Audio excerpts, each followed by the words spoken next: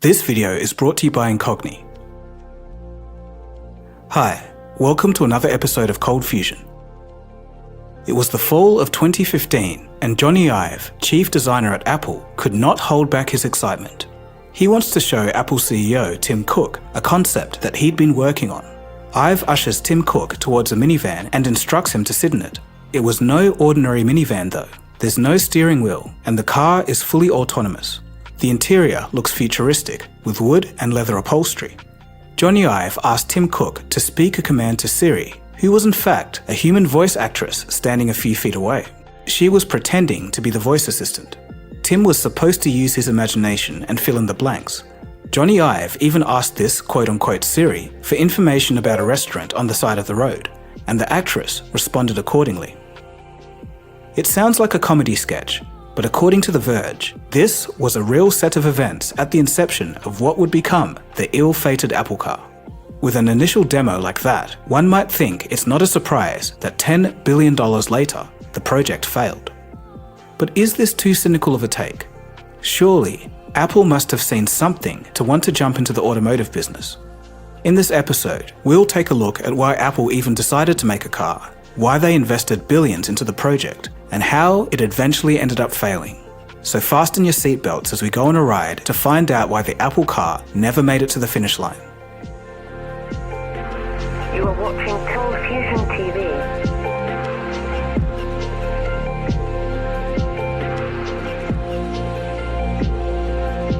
Apple appears to be unplugging its plans to build electric cars, according to a Bloomberg report.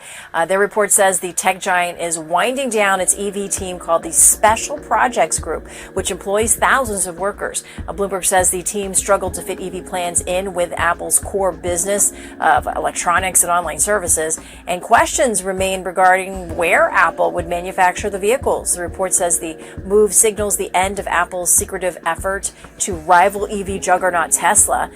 Before we start, let's get one thing out of the way. Apple has never formally acknowledged the existence of a car project, and as such, they haven't announced its cancellation. But despite this, there were clear signs that the company was venturing into the automotive industry. If you can believe it, from the year 2000 to 2022, Apple has applied for 248 car-related patents, making it their second largest category after communication and navigation. Throughout the years, they've also hired a bunch of automotive engineers to work in a top-secret lab in Silicon Valley. But perhaps the most obvious evidence comes from the California Department of Motor Vehicles, where Apple has registered drivers and vehicles for testing. It was serious business, and Elon Musk even offered to sell Tesla to Apple in 2017, and this was during the production hell of the Model 3. But Tim Cook gave Musk the cold shoulder. So it's clear that Apple had some car-related projects that they've been working on for some years now. But some of you might be thinking, Steve Jobs wouldn't have tolerated such tomfoolery. But you'd be wrong. According to a Bloomberg interview, Tony Fadell, who oversaw the iPod project, spoke with Steve Jobs a few times about Apple making a car, and Jobs entertained the idea. Quote, "We had a couple of walks, and this was in 2008, about if we were to build a car, what would we build? What would a dashboard be? What would seats be? How would you fuel or power it? What can Apple do for the car market? If you think about a car, what's a car? A car has batteries, it has a computer, it has a motor, and it has mechanical structure. If you look at an iPhone, it has all the same things. It even has a motor in it. So if you try to say and scale it up and go, oh my God, I can make a car with those same components, there's some truth to that. Even though it's clear that this didn't make the top of Jobs' list of priorities, this interaction does indicate that Apple was thinking about making a car as far back as 16 years ago. However, it wasn't until 2015 that the first reports of Apple making a car actually caught steam. We'll get into that shortly. But first, it's important to understand why the mid-2010s was such an interesting time for Apple to be stepping into the scene. By then, Tesla had laid the groundwork to prove that EVs could be a viable product. EV sales, particularly in the United States, were picking up, and then newcomer, Rivian, was already in the development phase. So what was so compelling about the automotive space that Apple wanted to jump in? I'd love to have a concrete answer, but as far as I know, outside of Apple, no one knows for sure. But we can have some educated guesses. Apple at this time was already one of the most valuable companies on earth. They had the cash to burn, So it's possible that Apple wanted to revolutionize the humble car and challenge the status quo. But the automotive industry is over 100 years old, and EV companies were already doing much of the little innovation to be had. How much could a car really be reimagined at this stage? There has to be a deeper reason. The most logical reason is that Apple simply wanted to play their usual game of tight software and hardware integration. Apple's CarPlay has existed since 2014, so integrating that into an Apple car could provide the tightest integration of all.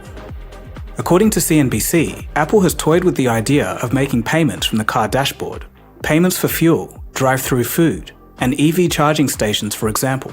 They go on to say that if the cars were fully autonomous, it would free up trillions of collective transport hours per year for people to use Apple apps in their cars, and this would mean big revenue for Apple. But the best insight into the motivations behind the move comes from Tim Cook in a 2017 interview. He told the New York Times that Apple was focused on autonomous systems and that autonomous cars were essentially a robot. He also said, quote, "We love to integrate hardware, software, and services and find the intersection points of those because we think that's where the magic occurs. And so that's what we love to do. And we love to own the primary technology that's around that." Leaked sketches and reports pointed to autonomous driving, no steering wheels, passengers sitting across from each other, a futuristic table in the middle, and a perfect assistant. Obviously, in the state that Siri's in, this would have been a long way off anyway. One of the first official stories to break out about the Apple car was from CBS in 2015. In it, they tracked a self-driving Dodge Caravan in the streets of San Francisco, and they came to the conclusion that it was leased by Apple. That year, there were numerous sightings of a similar car in New York too. And you can see a few interesting comments in the YouTube comment section. People, 9 years ago, were already alluding to an Apple car. Soon after, reports indicate that Apple took plenty of steps to bring the Apple car, aka Project Titan, into reality. According to the Wall Street Journal, by February 2015, a large team of approximately 1,000 people was led by ex-Ford engineer Steve Zadesky. Apple was also looking at contracting manufacturers such as BMW, Mercedes, Nissan, BYD, McLaren, and Volkswagen, but none of these efforts came to be. But it seems like, even before Apple could start the ignition, there were issues under the hood.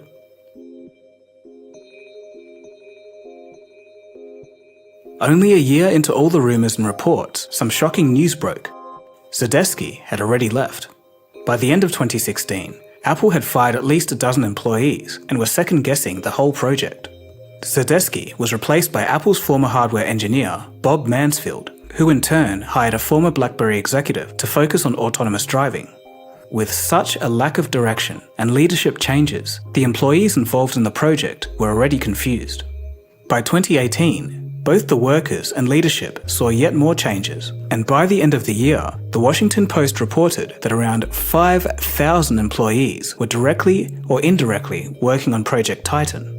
And then Apple went crazy. They ramped up testing in California, and at one point, they had more vehicles registered than Uber and Waymo combined. And throughout this period, Apple bought an autonomous driving startup, Drive.ai, poached an electric motorcycle startup, hired and then lost or fired multiple automotive executives from established companies like Tesla, and they had employees arrested for allegedly stealing and sharing trade secrets with China.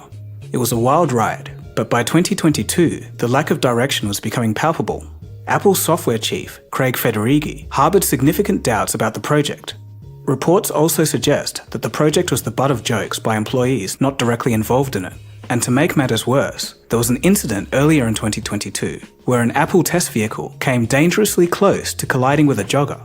All seemed lost, but then suddenly, at the end of 2023, it seemed like Apple was finally getting their act together. They decided to scale back their original ambitions.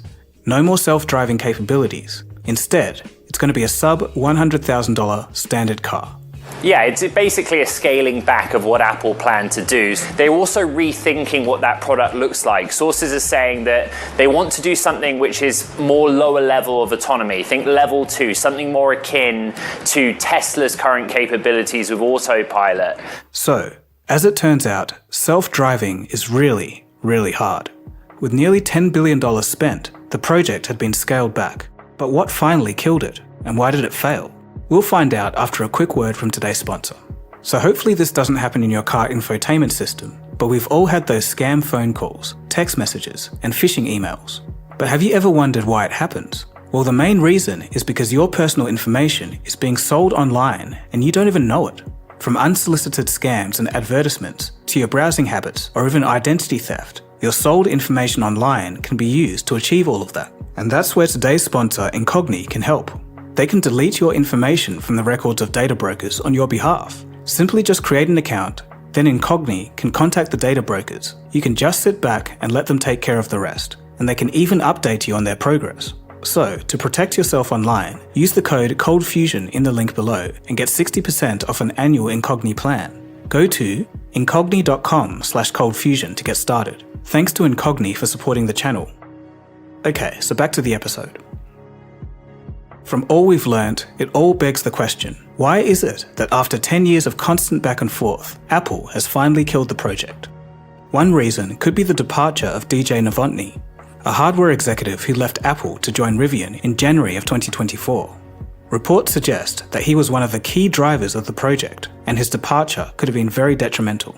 Another reason is that autonomous driving just proved too difficult. But the reason most often cited was that on February 27th, 2024, there was an internal announcement at Apple.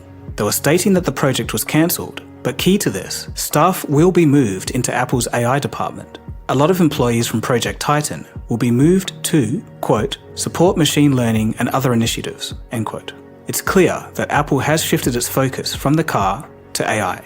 Yeah, they had ripped the Band-Aid off. I mean, it was clear this was putting good money after bad. Investors want to see them focused all in on AI. So I think this was something, it's been a painful period going through in terms of starts and stops on the EV initiatives. But I think the writing was on the wall. The smart move for Cook and Cupertino, focus all in on AI. And I think it's a step forward and puts this chapter in the past. If you've seen my video from a few weeks ago, you'd know that Apple is working hard behind the scenes to try and jump into the AI space. They've been acquiring a staggering number of AI companies, and they're just waiting for the perfect time to strike. In the context of the AI floodgates being opened by OpenAI, pun intended, it's clear that Apple had to do something. So with a lack of clear direction and proper leadership, it seemed like Apple's car project was destined to fail. Apple was probably overambitious from the start. In 2015, achieving a fully autonomous vehicle is almost impossible to do, and that goes for 2024 as well. Remember that conversation between Tony Fadell and Steve Jobs that I mentioned earlier in the video? Whenever they spoke about cars, Steve would entertain the idea, but it said that this is what he would typically reply with, quote, at the end, it was always like, we're so busy, we're so constrained, it'd be great if we could do it, but we can't, end quote. And it seems like that's still the case for Apple. With so many ongoing projects, with so many advancements in so many areas, Apple simply has their hands full. In the past, there were plans for a TV and a camera, but they also never saw the light of day. After $10 billion and 10 years spent behind the project, it's definitely not too little, but it's definitely too late for Apple. But that being said, Apple may still have the last laugh. According to CNBC, 98% of new cars in the United States have Apple CarPlay, a move that they call a Trojan horse for the automotive industry. And we'll leave it there. So that is the story of the Apple car. I want to thank you so much for watching the whole way through. My name is Dagogo, and you've been watching ColdFusion, and I'll catch you again soon for the next episode. Cheers guys. Have a good one.